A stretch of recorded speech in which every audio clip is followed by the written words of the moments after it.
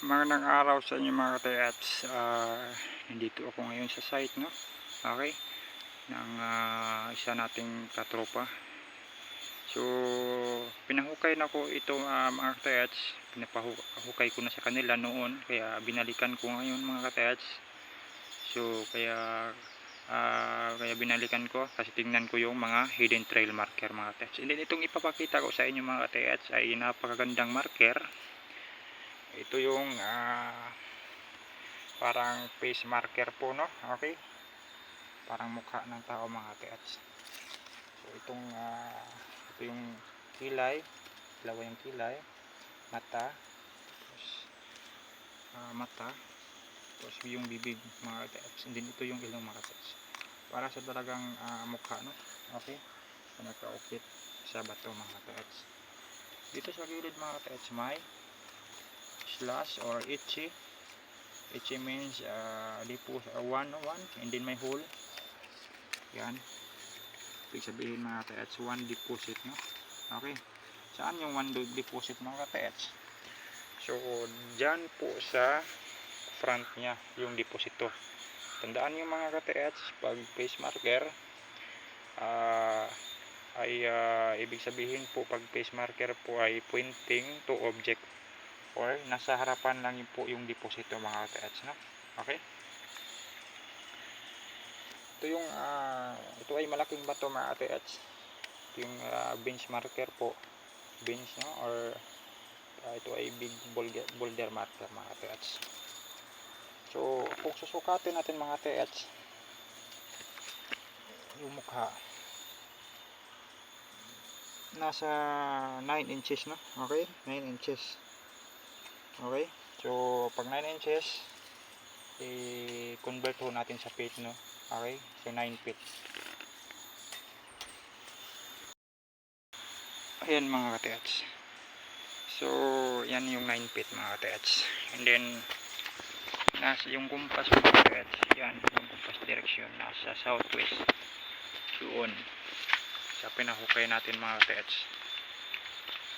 Okay, so mga katayats, dyan tatama yung 9 feet mga katayats. May arrow head mga katayats. Ito arrow yan, may may maliit na hole, no? Confirming na may deposit sa dyan sa spot.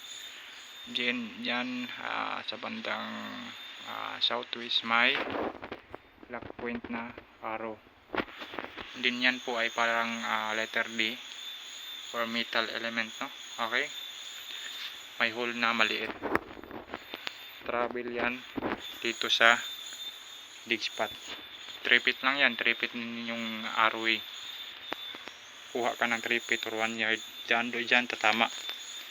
So pakita ko sa inyo yung nakuha na mga marker or hidden trail marker mga HTM.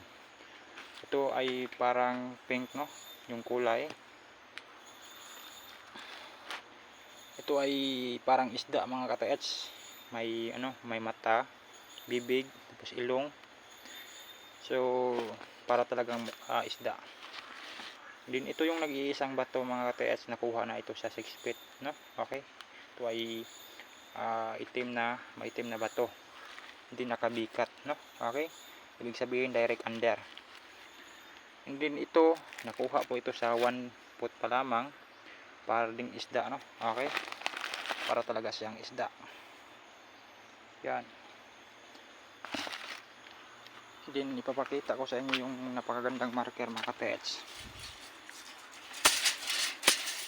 Wait lang.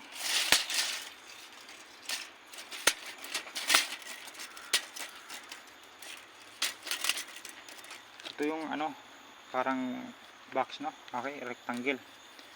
So ay parang box. Sukatin natin nasa 9 or 9 inches, no? Okay, 9 inches yung box. And then dito sa gilid 6 inches. Then ito ay parang triangle, no? Cottage stone, flat yan. And then ito ay parang letter D. Then ito ay heart, no? Parang heart mga katayats. Diyan na silalim 6 feet na nakukuha. Pag ganyan mga katayats, pag nakakuha kayo ng marker sa 6 feet, abangan din nyo sa 9 feet may marker dyan na or kung hindi marker item, so congratulations mga ka-TH. So itong heart mga ka-TH, itong isang heart nakuha po ito sa 3 feet pa lamang. Ito, sukatin natin itong parang heart, no? Okay? So 9 mga ka-TH, 9 inches, no? Okay? Then dito sa gilid may mga ka-TH, may parang heart din, no? Okay? Parang heart din. Sukatin natin mga ka-TH, nasa 4 inches.